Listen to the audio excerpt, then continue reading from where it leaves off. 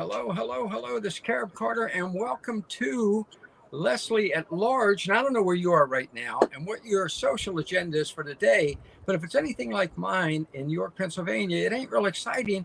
Well, wait till you hear Leslie Lawrence's agenda at Gran Pacifica in Nicaragua. Leslie, come in, Les. There we go. Look at that, folks. Hello. Already, I can tell you she's better off than me. I'm literally live today from Gran Pacifica. So nothing sunshine and I mean it speaks for itself. Look at the waves. I have nothing like those waves out my window. I assure you. Oh, Incredible. Incredible. it's pretty amazing, I have to admit. It is. And I got your note about the various activities you have that you're going to share with us today in Leslie at Large. Like we're talking, I'm going to let you elaborate, but let me just enumerate golf, frisbee, tennis, um, frisbee golf, tennis, horseback riding, bird watching, beachside. Unbelievable. It is, folks. You cannot keep missing out on all this. Leslie, give us the lowdown on the high life at Gran Pacifica in Nicaragua. Absolutely. There are so many amazing things to do. Tell me if you're just a low-key person and you want a great vacation spot or a cool place to come and live, then you can curl up somewhere and read your book and have the beautiful views that you see here with the water in the background. But if you're like me and like some adventure, there is always something to do. Everybody's always kind of wondering, about the community. Do you get bored? And I'm like, no. How can you get bored here in this setting? And I mean, I took up golf last year, so I, play golf as much as I can. There's what's called frisbee golf. Now, I was not meant to play frisbee golf. I've attempted it twice. And I learned very quickly that I apparently never learned how to throw a frisbee as a child because I'm really, really bad at it. So that's comical to see me out there trying to play frisbee golf. But there's a group. What does frisbee golf have? You don't have golf clubs, do you? Do you have? No, you use a frisbee. And so you have these like targets that you're going towards. You have kind of a tee area where you start throwing this frisbee towards this target, and each one have like a par, same as golf. Apparently there's a whole league out there. Who knew? I found there's an app for frisbee golf. I mean, can you even believe it? I mean, there's like a whole league. They play. There's all these different frisbees. Just like you would have different clubs in golf, you have different frisbees or disc. I think they probably call them discs. That shows my lack of knowledge for frisbee golf. But they have different discs for if you're putting or if you're teeing off the different yardage. So it's been interesting to watch. There's a group of guys that they play regularly, and they're actually really, really talented. I had no idea. My only real experience with frisbees when I got a Doberman, and somebody said they're very smart and they love to do fetch and all. And so I decided, well, I'll teach them to do that thing where they leap in the air and grab the frisbee and all, which is great. And so after throwing it to him like 10 times while he sat and it bounced off his head, I realized this is not going to be a frisbee dog. No. I love it. It's too funny. So what else do you want me to tell you about? Let me just think here. If you're into horseback riding, that's a favorite of mine. I am a Texas girl, so I didn't ride a lot when I was in Texas, occasionally, but I've always loved horses because you know me, I'm an animal lover. So The cool thing is you can take a horseback ride at sunset on the, which is recommended. I've done that several times. It's so relaxing and peaceful. It's a great way to experience sunset. The cool thing that we've recently done is we've added some horseback trails here. So you can have a guided tour and go through different trails, back in some of the teak farms that we have on the property. So it's really cool. So are some of the horseback trails near the water, near the ocean? Yeah, you come around on the that trail that you take, you're kind of just winding through some of the teak farms, and then you come up on this just huge area and you view the Pacific. It's amazing. And I had lived here probably almost a year before I even knew that existed, that location. And so it's kind of a hidden gem, I call it. Wow. Gran Pacifica is very large. I know it has 3.5 miles of beachfront, right? Absolutely. Do you have any idea 2,500 acres. how many acres? Do you have any idea what the acreage is? 2,500. Wow, gorgeous, Yeah. big and beautiful. So you got frisbee golf, horseback riding, and how much fishing is there? Are there, like right now down on the beach there over your shoulder? Do you think there are people down there casting out lines, catching deep sea fish, whatever they catch? I'm looking. I don't see any today, but it's very frequent to look out, especially in the morning time, to see people out fishing. Because when the tide is out, you've got some rock areas along this coastline, and so they'll be out on the rock fishing. It's not to see things like that for sure. Unbelievable. A lot of people don't know you actually, when the tuna are running, you can actually catch them down where you are offshore. You don't have to go way out on a boat into the deep blue sea, right? I guess I've not done that yet. I did. I had a friend. Here's a funny story. So, one of our friends has a boat that they can launch different areas, but of course the tide has to be right and so forth. And so one of my friends got to go out one time on it, and they did catch some amazing fish. But I still have not done that.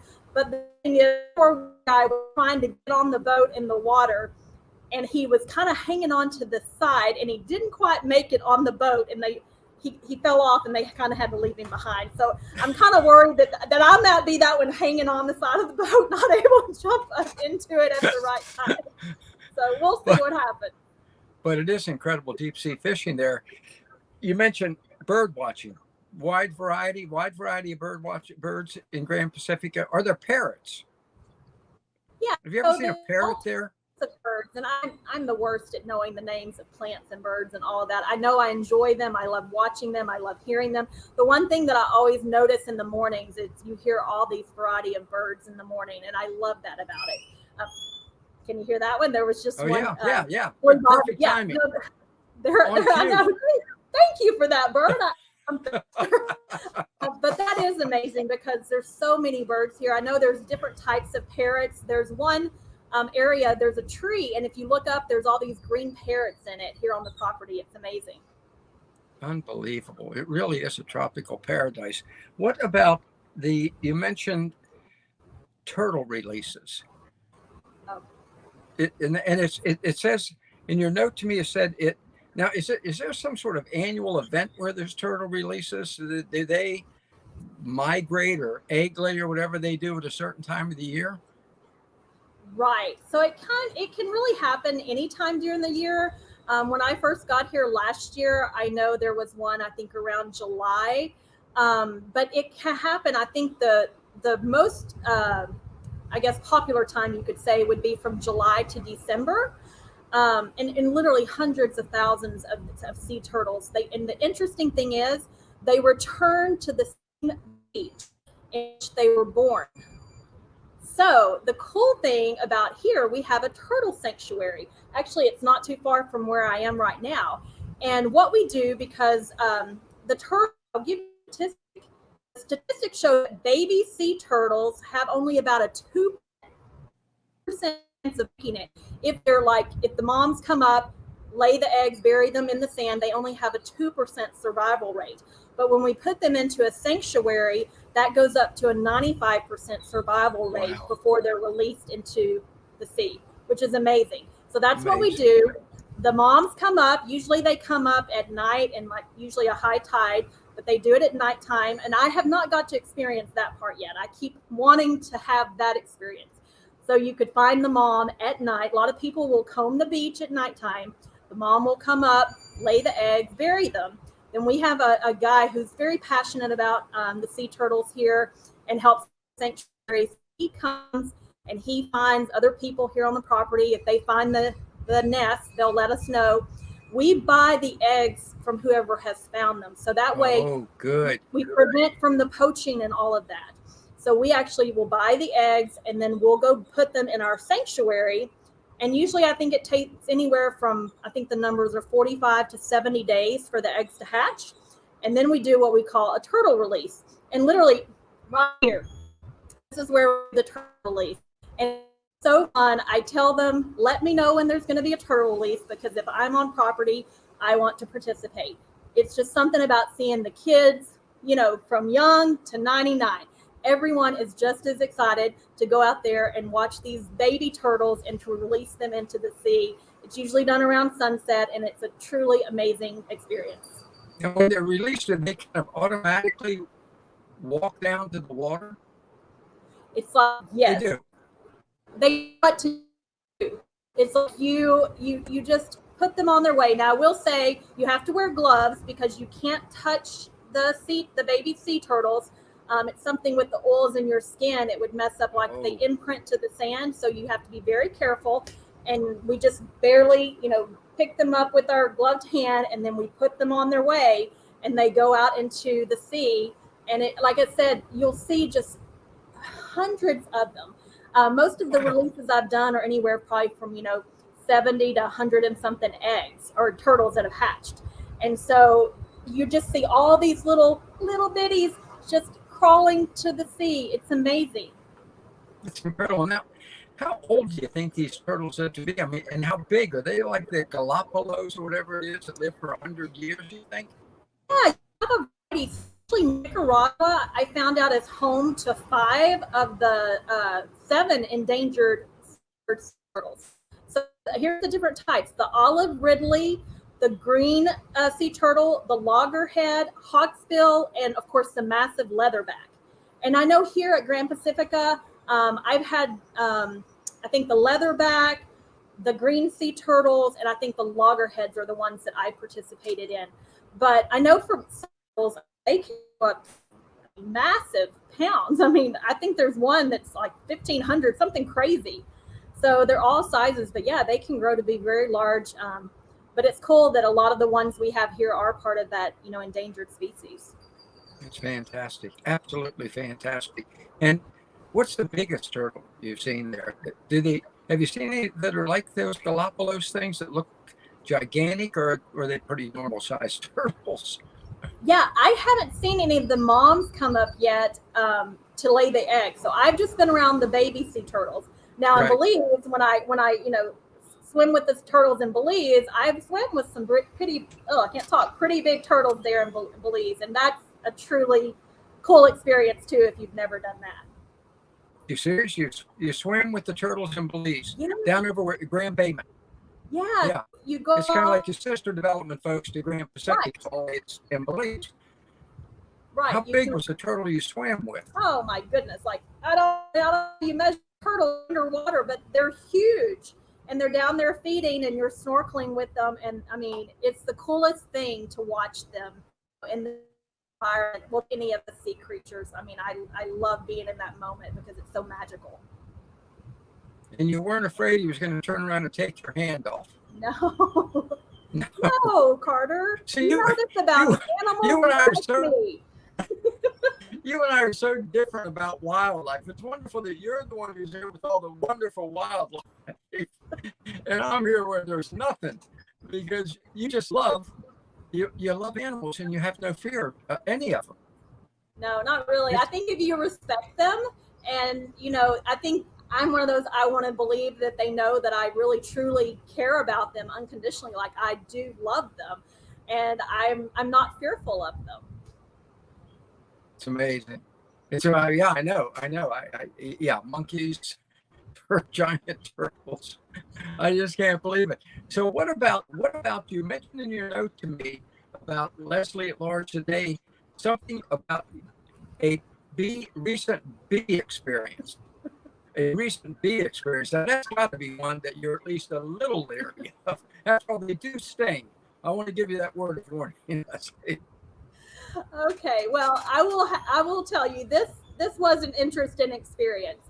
So I'm allergic by saying that.